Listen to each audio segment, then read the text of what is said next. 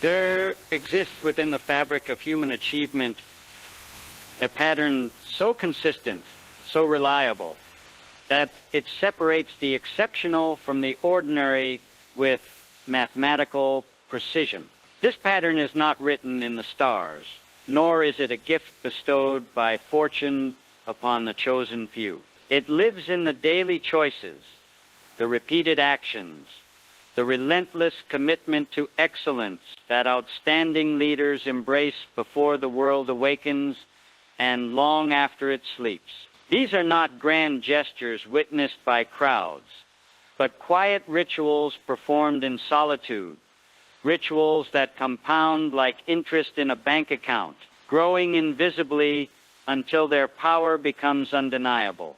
The world sees the results and calls it talent, calls it luck, calls it destiny, but those who achieve greatness know the truth. Greatness is not an event, it is a process, and that process begins the moment you open your eyes each morning and make the conscious decision to live like a leader before you ever lead a single soul. Watch the truly exceptional, and you will notice something remarkable. They do not stumble into their day hoping for the best. They do not wait for inspiration to strike like lightning. They create their own lightning through the deliberate cultivation of habits that most people find too simple to matter and too difficult to maintain. These habits are the invisible infrastructure of leadership, the foundation upon which every great decision, every moment of clarity, every burst of courage is built. And here is what separates leaders from followers.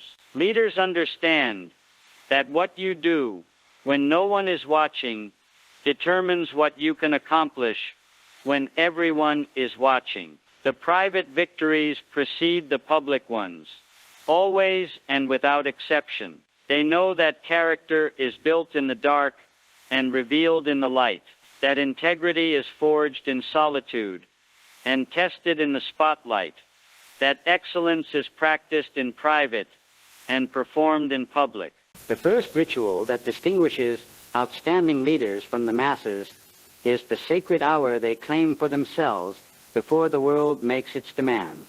While others hit the snooze button and surrender their morning to chance, leaders rise with purpose, but they do not rise merely to begin working sooner. They rise to begin thinking sooner, to begin choosing sooner, to begin aligning their mind with their mission, before the chaos of the day threatens to pull them in 1,000 directions. This is not about becoming a morning person.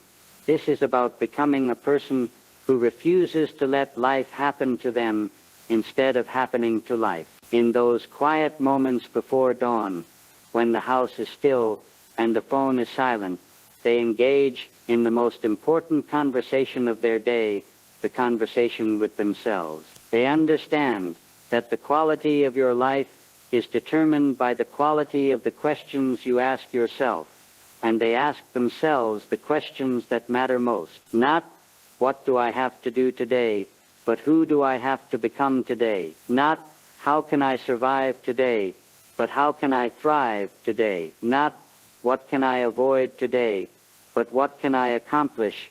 They ask themselves not what they must do, but who they must become. They do not review their to-do list. They review their values, their vision, their commitment to excellence. This is meditation without the mysticism, reflection without the retreat. It is the daily practice of remembering why they lead and who they serve. Some call it prayer, others call it meditation, still others call it planning. But whatever name you give it, the purpose remains the same. It is the intentional creation of clarity in a world designed to confuse, the deliberate cultivation of purpose in a society that profits from your distraction. Outstanding leaders know that if you do not program your mind with your own agenda, the world will program it with its agenda, and the world's agenda is not designed to help you become great. The world's agenda is designed to make you comfortable, compliant, and ordinary.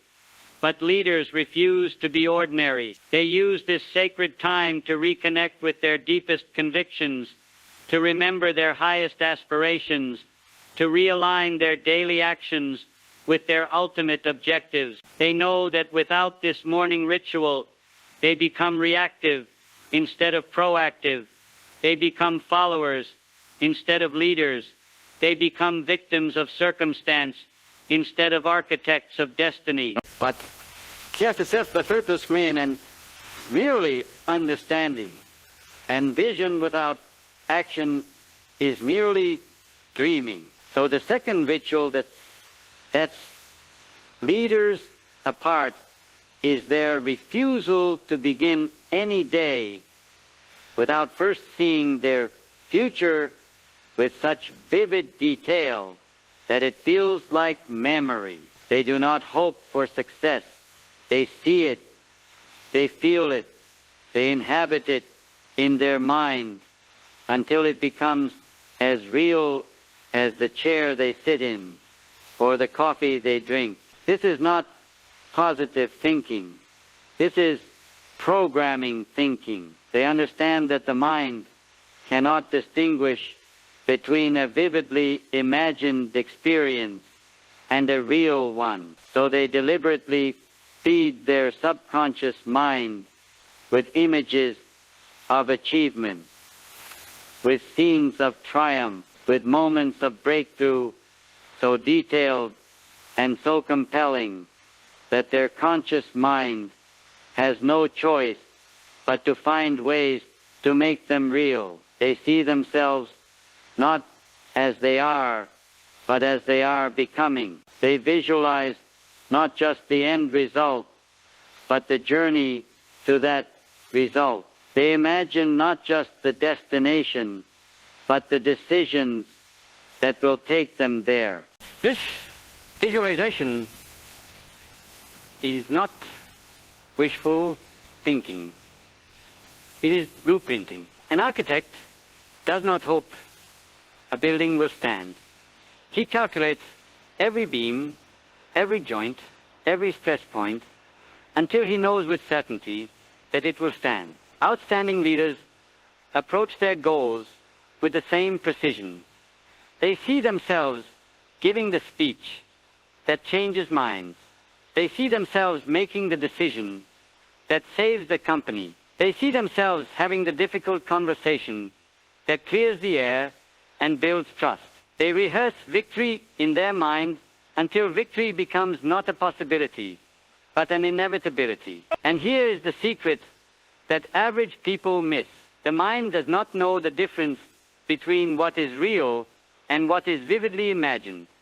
So when you mentally rehearse success over and over, your mind begins to believe that success is normal for you, natural for you, expected for you. Your nervous system begins to respond as if success has already happened. Your confidence grows as if you have already achieved what you are working toward. Your actions align as if the outcome is guaranteed. This is not self-deception. This is self-direction. You are directing your mind toward the future. You want to create rather than allowing it to drift toward the fears you want to avoid. Outstanding leaders know that most people spend more time planning their vacation than planning their life. More time choosing their clothes than choosing their character. More time decorating their home than designing their destiny. But not leaders. Leaders understand that what you see in your mind's eye determines what you achieve with your hand. What you visualize with your imagination determines what you create with your actions. What you rehearse in your thoughts determines what you perform in your life. They make visualization a daily discipline, not because they are dreamers, but because they are builders.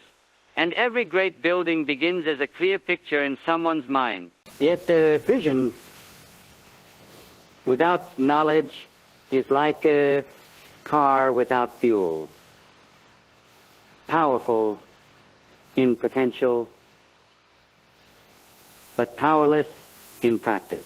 This is why the third ritual of outstanding leaders is their commitment to feed their mind with new ideas, new insights, new perspectives, every single day. They are not content to know what they knew yesterday. They understand that in a rapidly changing world, what got you here will not get you there. And they refuse to become obsolete through ignorance. But they do not read randomly. They read strategically. They do not consume information for entertainment.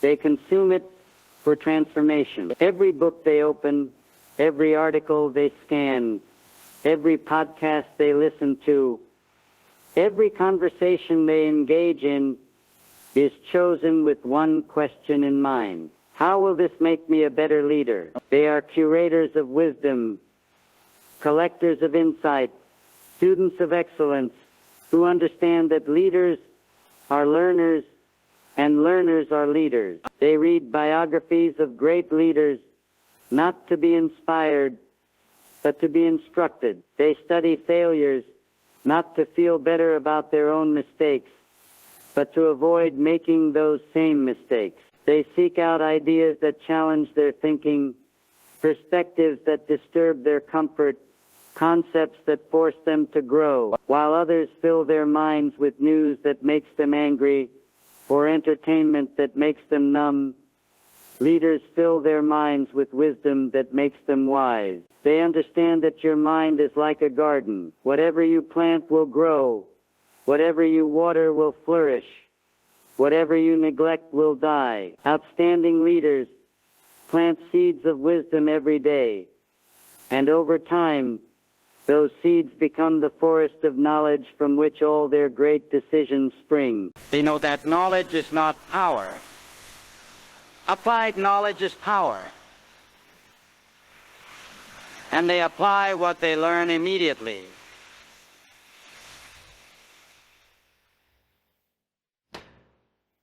We see new concepts in the laboratory of their own leadership, discarding what does not work and refining what does work until they become living examples of the principles they have learned. They understand that the moment you stop learning, you start dying. That the moment you think you know enough, you begin to know nothing.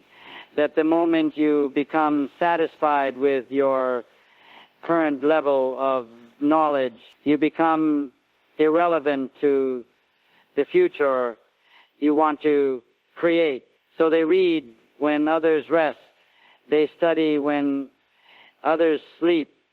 They learn when others are content to remain ignorant. They turn their car into a mobile university, listening to audiobooks and podcasts during their commute. They turn their lunch break into a learning break, reading articles and taking notes.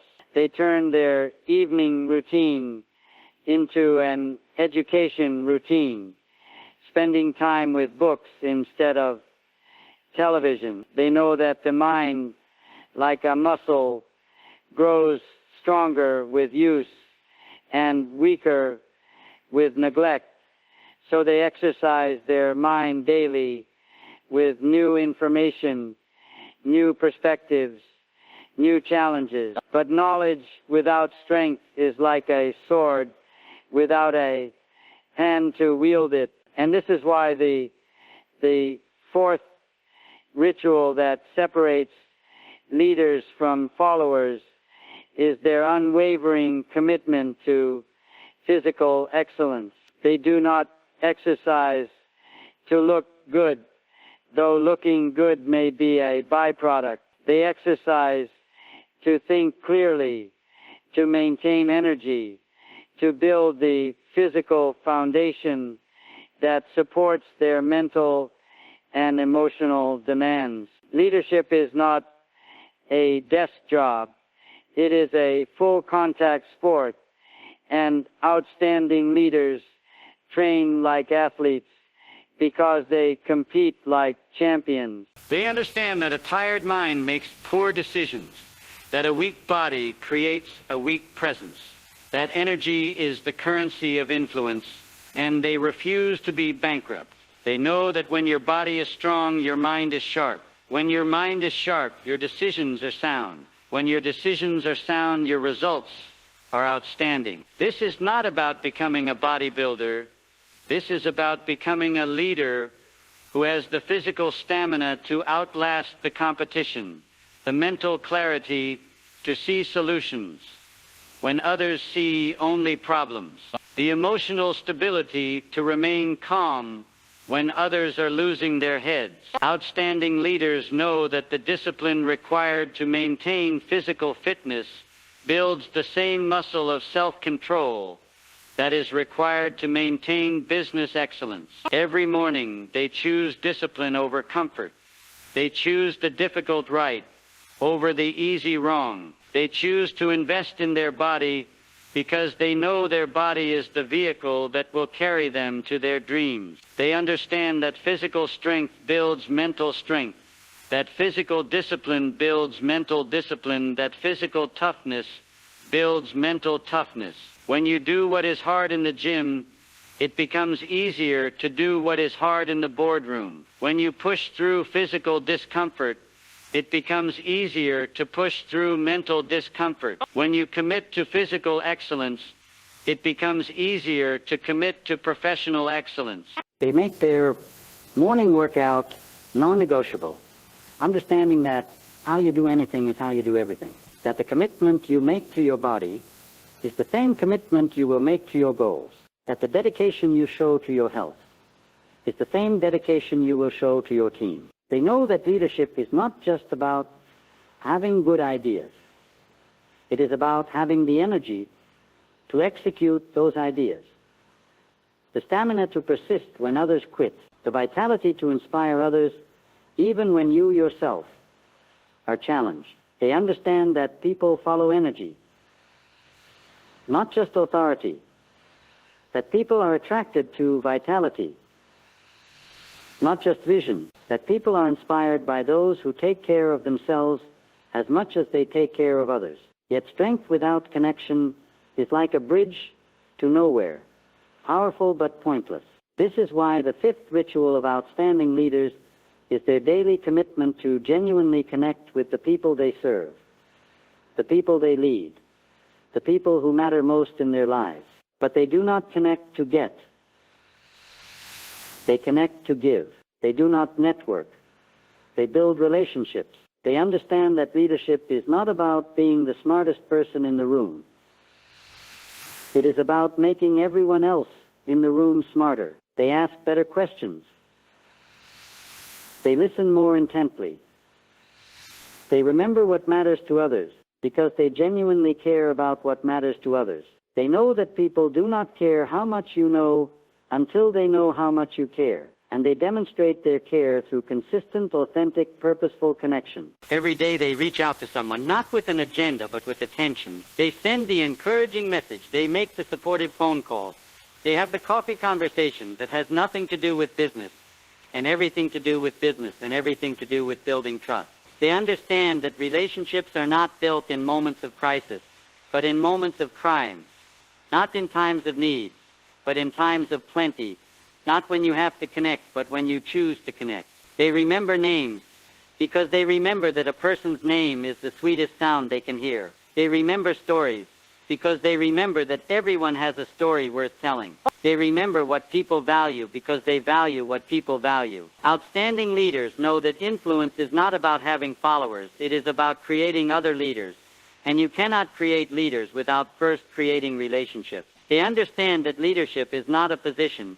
It is a relationship, that authority may be given, but influence must be earned. That people may have to follow your directions, but they choose to follow your example. So they make themselves worth following by becoming genuinely interested in others, by asking questions that show they care, by listening with their whole attention, by remembering what others tell them, and following up on what matters to them. They know that in a world of digital connection, human connection has become more valuable than ever, that in an age of social media, genuine relationship has become more rare than ever, that in a time of virtual communication, authentic conversation has become more powerful than ever. They choose to be present with people instead of distracted by devices, to be focused on faces instead of screens, to be engaged with hearts instead of technology. But relationships without direction are like ships without sails, driven by every wind that blows. This is why the sixth ritual that distinguishes outstanding leaders is their refusal to begin any day without a clear plan of attack. They do not wing it, they win it through preparation. They understand that failing to plan is planning to fail. So they plan to succeed by how they will measure whether they did it well. But this is not rigid scheduling. This is flexible strategizing. They plan their priorities and then prioritize their plan.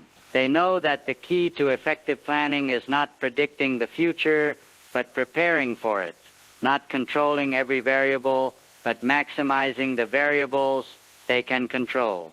They identify the three most important things they must accomplish that day, not the 30 urgent things that might scream for attention. They distinguish between what is important and what is merely urgent, between what will move them forward and what will merely keep them busy. They block time for what matters most and protect that time like a fortress guards its treasure. They understand that saying yes to everything is saying no to what matters.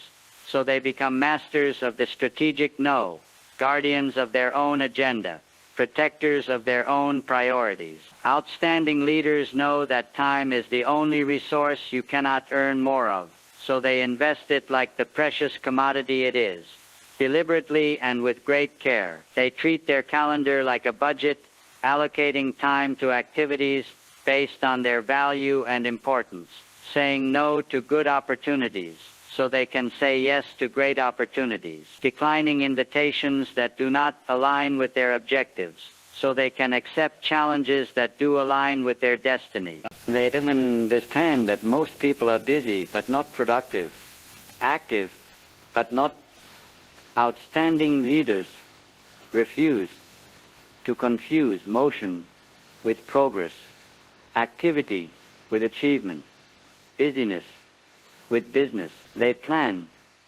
not just their work but their rest, not just their professional activities but their personal priorities, not just their meetings but their moments of solitude. They know that a plan is not a prison, it is a pathway, not a restriction but a direction, not a limitation but a liberation from the tyranny of the urgent. When you have a clear plan, you can say no to distractions with confidence. You can focus on priorities with clarity. You can measure progress with precision, yet planning without execution is like music without sound, beautiful in theory, but meaningless in practice. This is why the seventh ritual of outstanding leaders is their bias toward action, their refusal to let perfect be the enemy of good, their understanding that a mediocre plan, executed with passion, will always defeat a perfect plan, executed with hesitation. They do not wait for all the information, because they know all the information will never come. They do not wait for the perfect moment, because they know the perfect moment is a myth. They act with the information they have, adjust as new information arrives, and understand that speed combined with direction will always triumph over perfection, combined with procrastination. They know that in the game of leadership, those who hesitate lose, those who procrastinate fail, those who wait for perfect conditions never start. They make decisions quickly, not because they are reckless, but because they are confident in their ability to make corrections. They understand that in a fast-moving world, the biggest risk is not making a wrong decision. It is making no decision at all. They would rather be wrong and correcting than right and waiting. They take calculated risks not because they are gamblers, but because they understand that the greatest risk is taking no risk at all. Outstanding leaders know that successful people do what unsuccessful people are unwilling to do. And one of the things unsuccessful people are most unwilling to do is act before they feel completely ready. Outstanding leaders act anyway. They understand that courage is not the absence of fear. It is action in the presence of fear. That bravery is not feeling no doubt. It is moving forward despite the doubt. That leadership is not having all the answers. It is making decisions when the answers are unclear. They know that analysis leads to paralysis, that perfectionism leads to procrastination, that waiting for certainty leads to missing opportunity. So they gather the information they can, consider the options they have, weigh the risks they face, and then they act. They act with conviction but remain open to correction. They act with confidence but remain humble enough to adjust.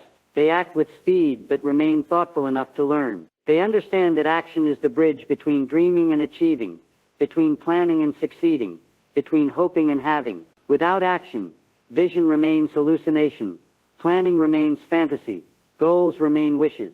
But action without reflection is like driving with your eyes closed, fast but foolish. This is why the eighth ritual that sets leaders apart is their commitment to end each day with honest self-examination. They do not just review what they did, they evaluate how well they did it and what they learned from doing it. They ask themselves the hard questions. Where did I succeed today and why? Where did I fall short today and what will I do differently tomorrow? What did I learn about myself, about others, about the situation I find myself in? They treat every day like a laboratory experiment and themselves like both the scientist and the subject. They understand that the unexamined life is not worth living, that the unexamined day is not worth repeating, that the unexamined leadership is not worth following. This is not self-criticism. This is self-improvement. They are not harsh with themselves. They are honest with themselves. They celebrate their victories not to become complacent, but to build confidence. They acknowledge their failures not to become discouraged, but to become educated. They understand that experience is not the best teacher.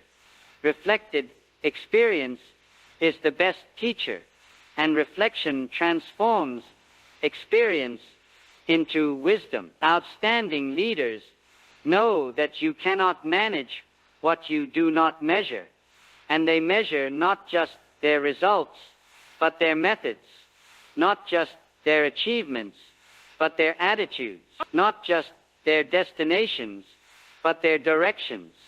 They ask themselves not just what happened, but why it happened, not just what they accomplished, but how they accomplished it, not just what they achieved, but what they became in the process of achieving it. They understand that failure is not the opposite of success, it is a stepping stone to success. That mistakes are not evidence of inadequacy, they are opportunities for improvement. That setbacks are not proof of weakness, they are prerequisites for strength. So they examine their failures as carefully as they celebrate their successes. They study their mistakes as thoroughly as they analyze their victories. They learn from their setbacks as deliberately as they build on their breakthroughs. They know that the leader who never fails is the leader who never tries, that the leader who never makes mistakes is the leader who never makes decisions, that the leader who never experiences setbacks is the leader who never sets ambitious goals. Yet reflection without appreciation is like counting only your losses and ignoring your gains. This is why the ninth ritual of outstanding leaders is their daily practice of gratitude, their refusal to take for granted the gifts, the opportunities, the people, the experiences that make their lives rich and their leadership possible. But this is not generic thankfulness. This is specific appreciation. They do not just feel grateful, they identify what they are grateful for and why they are grateful for it. They understand that gratitude is not just a nice feeling, it is a power tool that rewires your brain to notice opportunities instead of obstacles, to see abundance instead of scarcity, to focus on what is working instead of what is not working. They know that what you appreciate appreciates, that what you focus on expands, that what you are grateful for multiplies. They write down 3 things they are grateful for each day. Not because writing makes it more real, but because writing makes it more conscious. They thank people not just for what they did, but for who they are. They appreciate not just the big victories, but the small progress. Not just the obvious blessings, but the disguised ones. They understand that leaders who complain create followers who complain, but leaders who appreciate create followers who appreciate, and appreciation is the fuel that powers high-performance teams. Outstanding leaders know that gratitude is not just an attitude, it is an aptitude. Not just a feeling, it is a skill. Not just a response, it is a choice. They choose to see the good in people, the opportunity in problems, the lesson in setbacks, the gift in challenges. They understand that grateful leaders inspire grateful followers, that appreciative leaders create appreciative cultures, that thankful leaders build thankful organizations. They know that people perform better when they feel appreciated, work harder when they feel valued, give more when they feel recognized. So they make gratitude a daily discipline, not just feeling it, but expressing it, not just experiencing it, but sharing it, not just practicing it privately, but demonstrating it publicly. They thank their team members for their contributions. They acknowledge their colleagues for their efforts. They recognize their mentors for their guidance. They appreciate their challenges for their lessons. And finally, the 10th ritual that separates outstanding leaders from everyone else is their refusal to end any day without preparing for victory tomorrow. They do not just go to sleep, they go to sleep with intention. They review their calendar for the next day, not just to know what is coming, but to mentally prepare for what is coming. They lay out their clothes, not because they are lazy, but because they understand that every decision you can make in advance is mental energy you can save for the decisions that really matter. They prepare their materials. They organize their space. They set themselves up for success because they know that how you end today determines how you begin tomorrow. They understand that preparation is the foundation of peak performance, that readiness is the prerequisite for results, that organization is the platform for optimization. But more than preparing their environment, they prepare their mind. They go to sleep thinking about their goals, their opportunities, their possibilities. They understand that the subconscious mind works while the conscious mind sleeps. So they give their subconscious mind something productive to work on. They plant seeds of success in their dreams so they can harvest the fruit of achievement in their reality. They end each day not with worry about what went wrong, but with excitement about what could go right. Outstanding leaders know that tomorrow's victories are won tonight, in the quiet moments before sleep, when you choose what thoughts will occupy your mind for the next 8 hours. They program their mind for success. They prepare their thoughts for triumph. They position their consciousness for victory. They understand that most people go to bed thinking about their problems, their fears, their limitations, and then wonder why they wake up feeling anxious, discouraged, and defeated.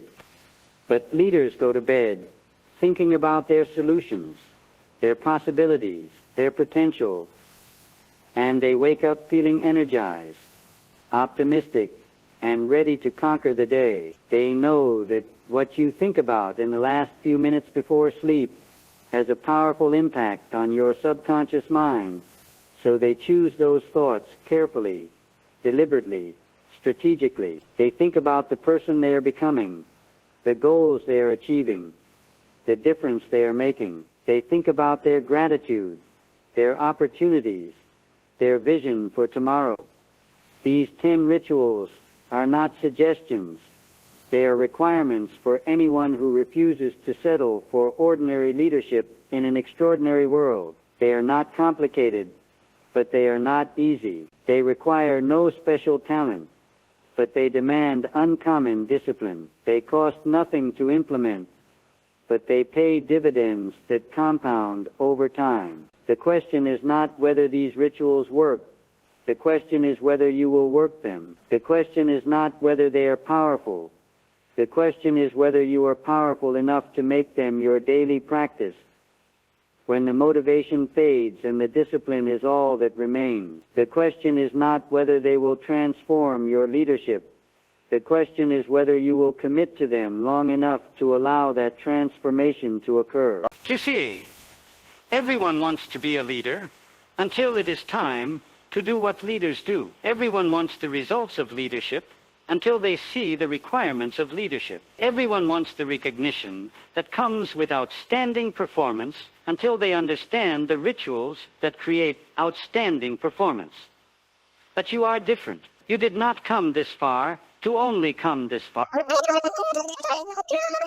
You did not develop your gifts to leave them unused. You did not discover your potential to let it remain potential. The decision to live differently than everyone else, so you can lead differently than everyone else. The world is waiting for your leadership, but the world will not wait forever. Every day you delay implementing these rituals is a day you delay becoming the leader you are capable of becoming. Every morning you hit the snooze button instead of rising with purpose is a morning you choose ordinary over extraordinary. Every evening you fall asleep without preparing for tomorrow is an evening you choose reactive over proactive. The choice is yours. It has always been yours, and it will always be yours. But understand this, not choosing is choosing, not deciding is deciding, not acting is acting. You are already living by rituals. They are just not the rituals of outstanding leaders. You already have daily habits. They are just not the habits that create outstanding results.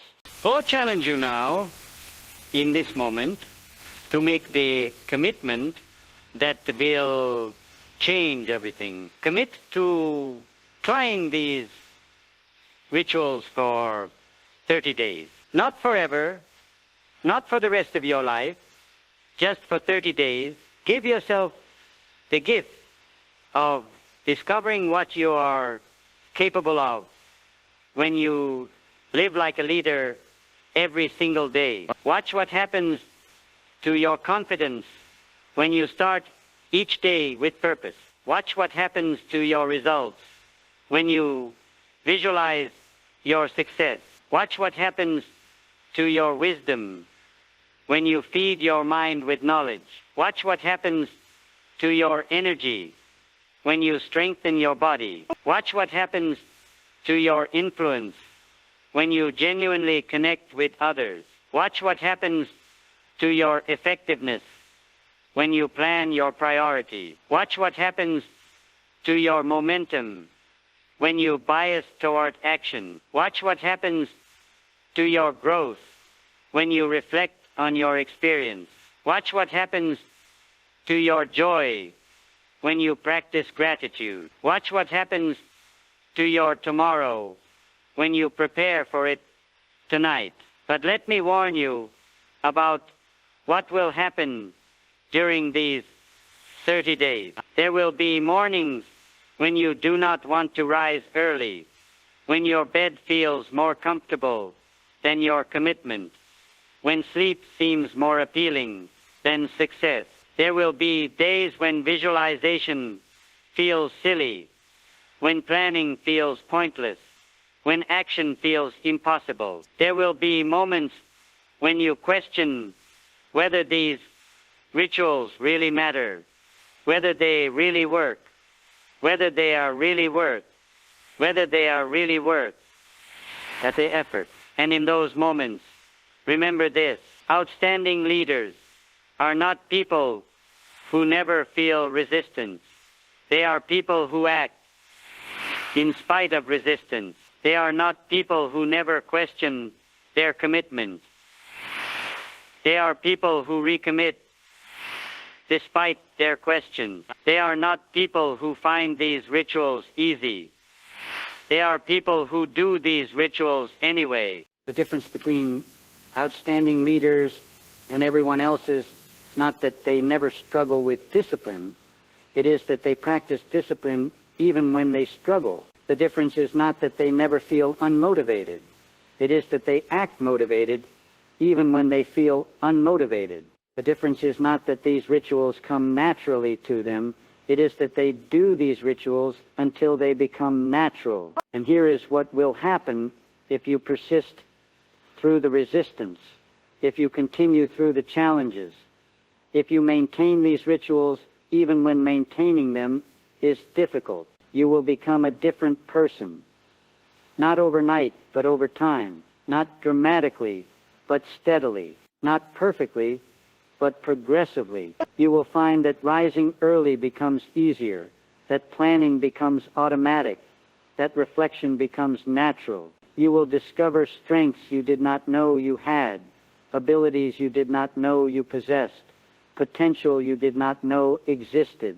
You will begin to attract different opportunities, different relationships, different results. People will begin to see you differently, to treat you differently, to respond to you differently. But most importantly, you will begin to see yourself differently. You will see yourself not as someone who hopes to be a leader, but as someone who is becoming a leader. Not as someone who wants to make a difference, but as someone who is making a difference. Not as someone who dreams of success, but as someone who is creating success. And when you reach the end of those 30 days, you will face a choice. You can return to your old habits, your old routines, your old results. Or you can continue with these new rituals, these new habits, these new practices. I predict that if you give these rituals an honest 30-day trial, if you practice them consistently and commit to them completely, you will not want to return to your old way of living. You will have tasted what it feels like to live like a leader. And once you have tasted that, everything else will seem bland by comparison. 30 days from now, you will look back on this moment as the moment everything changed. Or you will look back on this moment as just another moment when you heard good advice and did nothing with it. The difference between these two outcomes is not talent. It is not luck.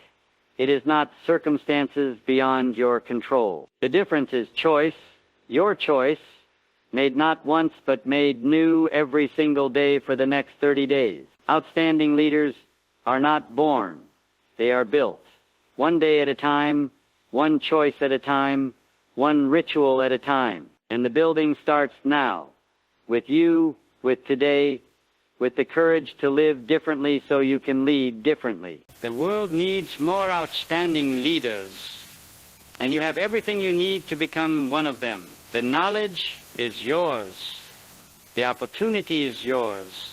The choice is yours. What you do with them will determine not just your success, but the success of everyone.